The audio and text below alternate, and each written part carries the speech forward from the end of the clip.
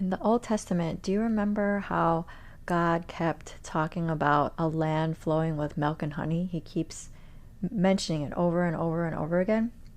I did an episode about raw milk, the amazing benefits of raw milk. If you're interested, go to episodes 20 and 21.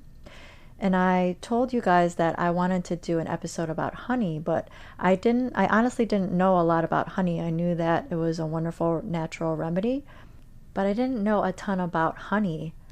So once again, this lady popped into my inbox and she actually created a remedy out of manuka honey. This is how good God is, right? He always provides exactly what we need.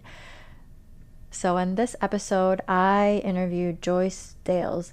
Joyce Dales is the CEO of Buzzagogo and the inventor of Cold Begone, a homeopathic manuka honey-based remedy that you swab in your nose to fight cold, flu, allergies, and to protect the nasal biome.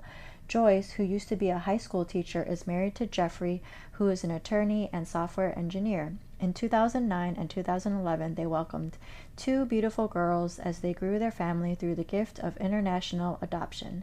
Together, they run their company while homeschooling as they travel the country in their 1972 Airstream.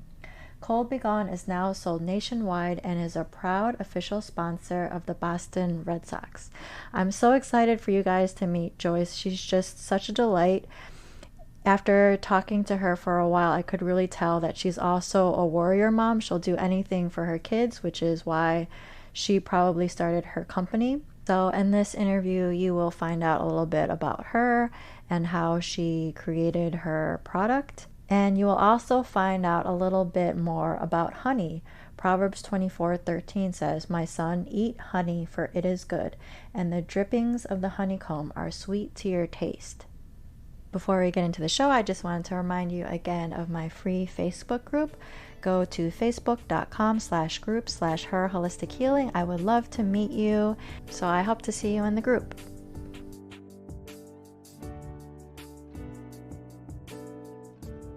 Welcome to Her Holistic Healing. Do you want more energy and less anxiety so that you can do all the things? Are you searching for meal ideas, essential oils, and other holistic treatments? Do you wish you could know which direction to take with your health so that you could finally feel better? Hey, I'm Alexandra. I love Jesus. I'm a wife, mom of 3, and registered nurse with years of experience in clinical research. I also wanted more energy so that I could have more fun and keep up with my growing child. I too was confused about all the different diet and treatment options.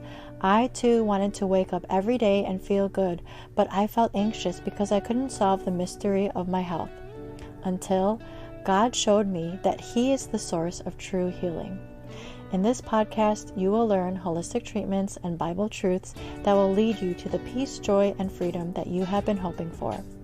So what do you say we take a break from the mind-numbing humdrum busyness?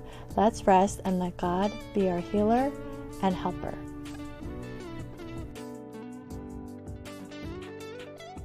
Hi, Joyce. I'm so excited to have you on the show. Welcome to the show. Thank you. I'm excited to be here. Can you tell us a little bit about why you became interested in natural wellness?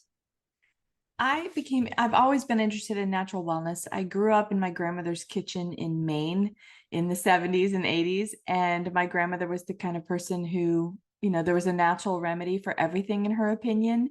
She had a canning cellar. She had pressure cookers going every day of my life. And so everything was about you could get better without taking a trip to the doctor, because in rural Maine, that was expensive and hard to do.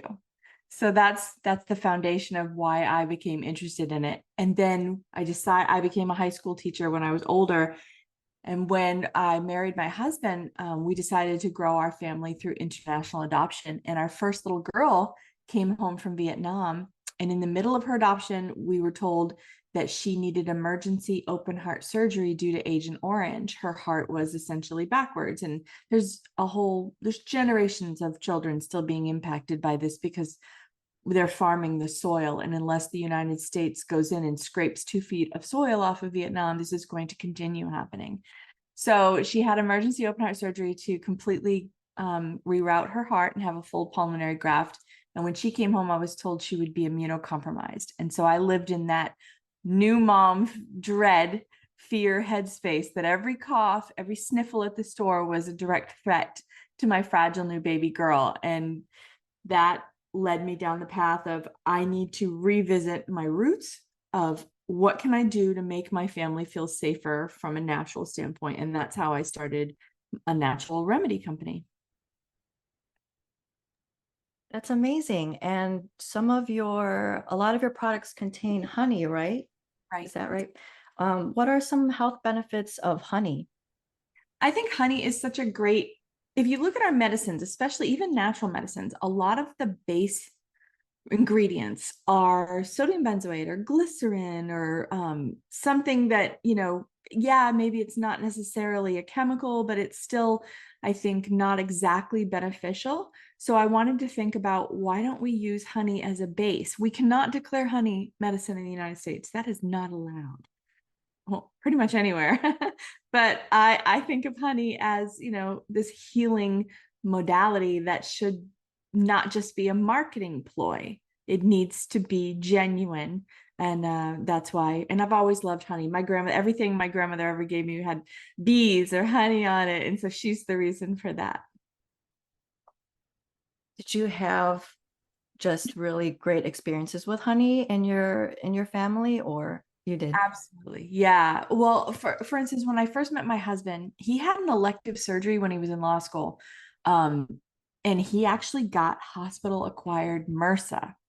And he had to have 10 surgeries, skin grafting. He had bone loss. They didn't think of his tailbone. They didn't think he was going to walk again. Like and this was just before I met him. So when I met him, um, uh, and we're nerds, we met through Match.com when it was not cool to do that. so, so when I met him, he was healing from that. And it was pretty scary because we kept being told by doctors he was colonized in the nasal passages and would always be at risk for additional bouts of infection.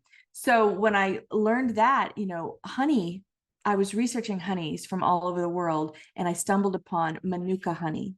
And Manuka honey in particular was like, nobody'd heard of it then. It was 20 years ago. Nobody had a clue. And it was just being discovered that Manuka honey in particular could reverse antibiotic resistance bacteria if you had it in the right range of I guess they grade Manuka honey, and they have different grading systems, but at that time, UMF was the grading system being developed. If you had it in the sweet spot, so to speak, it could really impact your body's ability to fight off that infection and heal by inhibiting the infections at the colonization site. Like, so let's say you had a cut on your arm and you're colonized and you're septic. You apply medical grade Manuka to that wound, and it inhibits that wound's ability to create a biofilm around itself as it's replicating. And so, yes, you're just applying it to the colonization site, but it will affect you systemically because it will take out, it'll allow your body to get ahead of the infection because the pathogen's no longer got its shield around it, and it allows your antibiotics to be more effective. So that to me was fascinating. And I wanted to have that on my arsenal in case Jeff got sick again. Like, that was really scary. So that's how I started down the path of super honeys, because there are super honeys all in every region of the planet. And I found that fascinating. That's amazing. So where can our listeners find the highest quality raw honey? How do we know which honey is more super than the others, so to Well, speak? I'm pretty sure we have a super honey here in the United States. I have theories about where it is, but I can't really say. But for me, I always go for the darker honey, the better. For me, in terms of its medicinal value, and that's the general thinking. But when you want a high quality honey, if you want to eat it for your allergies or whatever, go to your local beekeepers. The beekeepers have fantastic websites now. They've kind of sort of unionized where they get together and they have associations, and you can really tap into that with one email or go to their websites and ask them, where's the strongest honey coming out of our state? And then you can usually order it and have it shipped right to your door. For instance, there's a wonderful beekeeper up. My grandmother used to tell me about this honey in northern Maine that could cure anything. And of course, back in those days, that's what the old timers would say, oh, it'll cure anything. And And that was this buckwheat honey made in northern Maine. And I've always been on the hunt for it when I go out snooping around looking for honey at farmers markets and stuff. And I have yet to actually locate it in northern, like west northern Maine. I had some suspicions that I found it a couple of times, but my big fear is that the potato industry up there and the agricultural farming has destroyed it, or it just doesn't exist anymore. Speaking of that, are bees kind of, I don't know if you would call them endangered species, but they're kind of in danger, right? Yeah, I think they are. I have a lot of opinions on this that will get me canceled off of social media. So but with you, since I'm not putting it in a post in a podcast, I can speak pretty freely. But if I do hashtag save the bees, I will literally get flagged. So yeah, we need to be paying attention to that. They recently have just legalized, or they're working on a vaccine for bees to protect them against. I know you're shaking your head. This is my reaction. And then I thought, no, go read about it. Let's read about it, because the issue they're trying to deal with is a serious issue. That usually the hive has to be burned, and that's horrifying, to get rid of this and the disease that this vaccine will be targeting.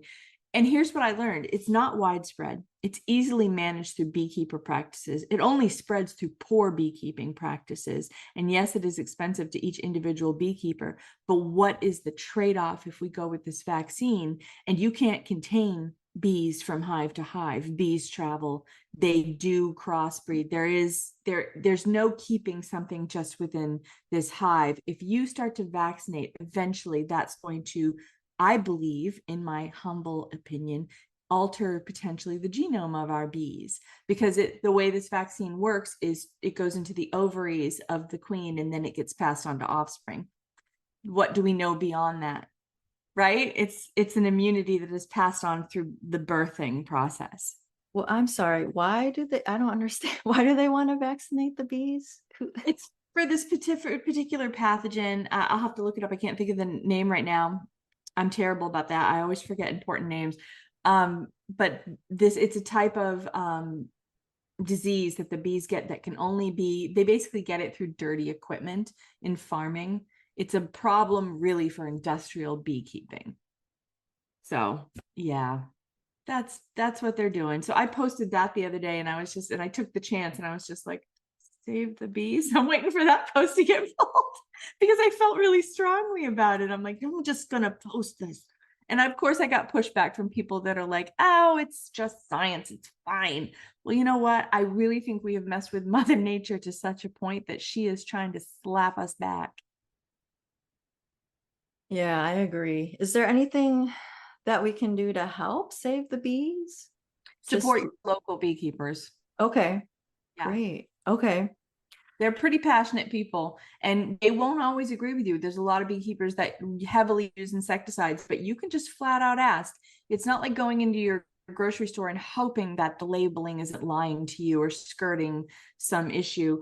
Just ask them, and they'll be straight up with you what their opinions are. They're very vocal about their beekeeping, and you can always find an organic beekeeper who really adheres to the purity of the science and the art of beekeeping, and then their product is probably beautiful and clean. Also, you want to consider when you're choosing honey, how close is that beekeeper to industrial agriculture? That's always important. That's a good point. So I've tried some of your products. I'm fascinated by them. Can you tell us a little bit about them and your journey to get them on the market? I imagine that was such a huge task for you, right? It's an immense task. The goalposts in natural medicine keep moving, and they're moving rapidly now. Hearing from the FDA, if you're a small pharma company, is regular. It's all the time. For instance, we may have to do a packaging change in the future to age 4 and up instead of 1 and up. That may happen, which would require me to potentially recall hundreds of thousands of dollars of product and destroy it. And that's heartbreaking, but that's at this level, now that I've gotten into some national change, that's the cost of doing business. And I have to stay on this side of all those important regulations. So that's been a challenge. I think if 15 years ago, I'm not sure I would have become a medicine. I really wanted to be able to speak about this product with homeopathy and with honey. To me, it was perfect marriage of how to hit cold and flu from every angle.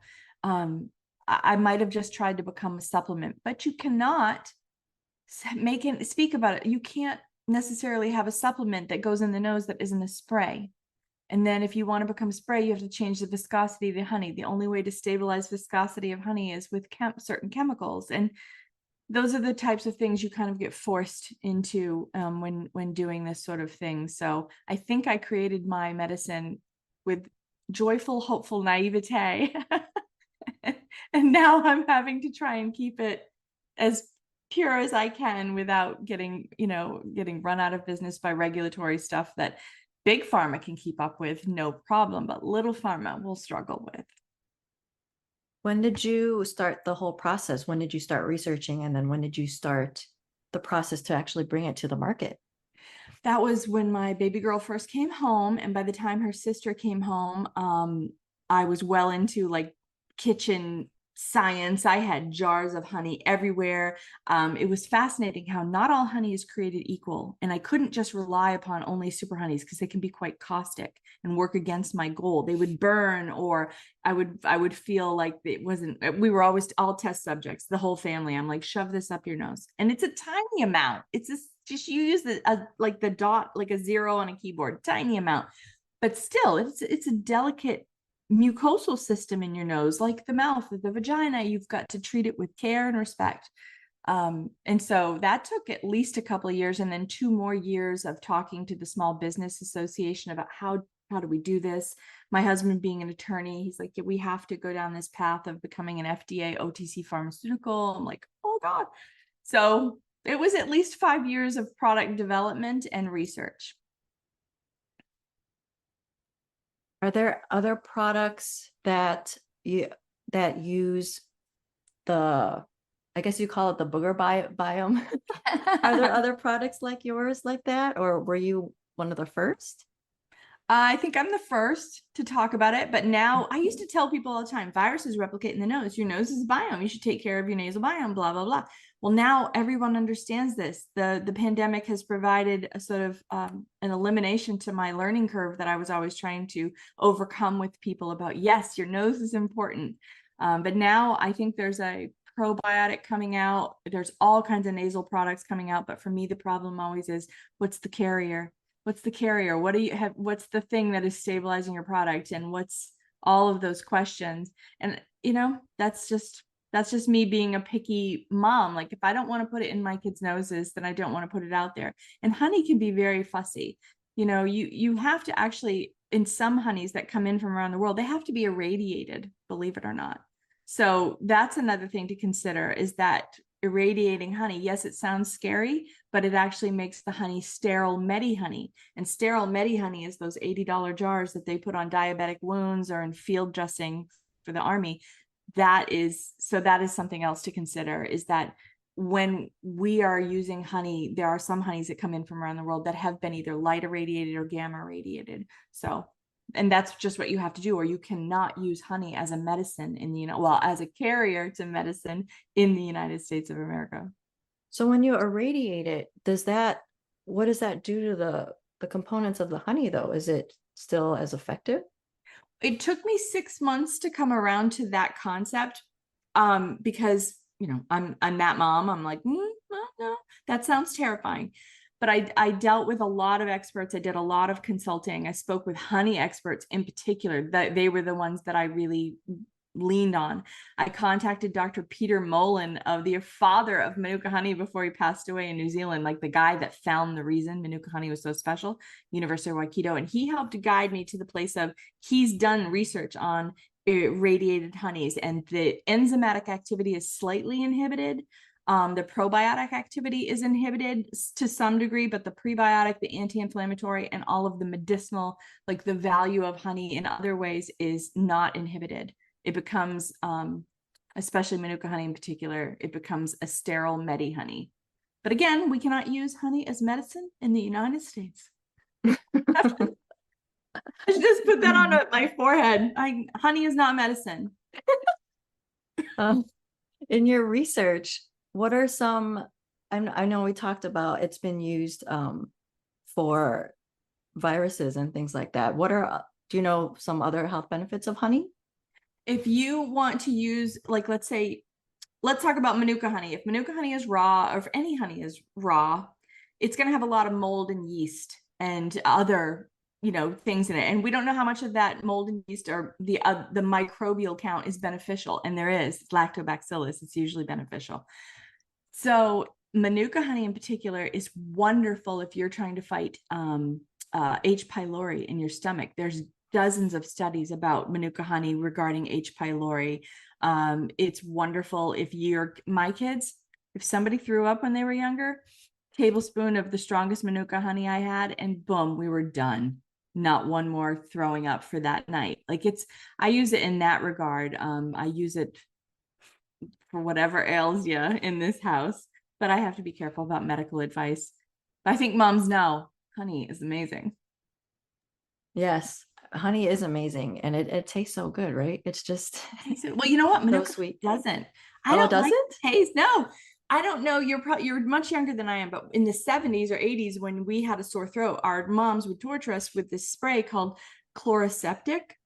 And it had a long nozzle, and they'd get you in the back of the throat with it. And it's nastiest stuff you've ever wanted to taste in your whole life. Well, truly strong, high grade rated Manuka honey tastes exactly like Chloraseptic. Oh, okay. You can taste the medicine in that honey, and it gives you like a throat burn, and it's doing something. Manuka honey in particular is interesting because all honey has UPF, peroxide activity, which is great, but it may not survive the acidity of the body in the journey when you're eating it. And it certainly doesn't survive a hot tea or anything like that. Manuka honey is also shouldn't be heated, but it's one of the few super honeys that survives, I like to joke, the rooter to the tutor. It still maintains its medicinal value the whole journey down. And I think that's just fascinating. And so does Scottish Highland heather honey, reacts much the same way. I'm trying to get jars of that. I want to sell that on the website because that would be amazing. That reacts exactly the same way as Manuka honey. It's even considered to be more antimicrobial because all honey is antibacterial, but these super honeys are antimicrobial. They cover a bigger range of pathogenic stuff. Scottish Highland heather honey, but it does it in a totally different way than Manuka, and they haven't figured out how yet. And the same with Brazilian red. So science hasn't even really begun to figure this out. And a lot of the studies being done, for instance, there's studies in China being done with Brazilian propolis against small lung cell cancer. So that's fascinating to me. What the potential for what honey could do for us is just barely tapped. And now we're fighting against killing the honeybees and altering their genome and altering their entire biology. Yeah, we mess with Mother Nature way too much with God's creation, right? It kind of blows my mind how many natural remedies are out there, and we just mess with them, and we don't truly know what these things can do for us, right? Yeah, we have no clue what we're ruining. Right. So tell us, where can we tell us a little bit about your products and where we can find them? You can find them in Florida, in particular, you can find them at Winn-Dixie or Fresco y Mas over in Miami. We're in some select CVS throughout Florida. And then mostly just Amazon or the website. If you want to order off the website, that's the best way to reach me. If you ever want to email me to talk about, to be a nerd with me about honey, I would love to do that. Joyce at buzzagogo. I'll answer those emails directly because I know what it feels like to be a mom who's got a kiddo and they're sick and you're scared. I get so many emails from moms that are like, can I use it if their nose is running, or some like question that they just, they need to ask. And I love to help in that way, but yeah. So is that the best way that our listeners can reach you, via email? Yeah, Joyce at buzzagogo.com, or they can reach me at my TikTok, which is buzzagogo, or my Instagram, which is cold be gone with 2 E's like a bumblebee, or my Facebook.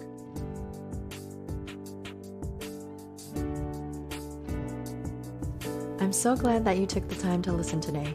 If you like what you heard, will you leave me a 5-star review on Apple Podcasts so that this show can reach more people? And if you want to connect with me, go to herholistichealing.com.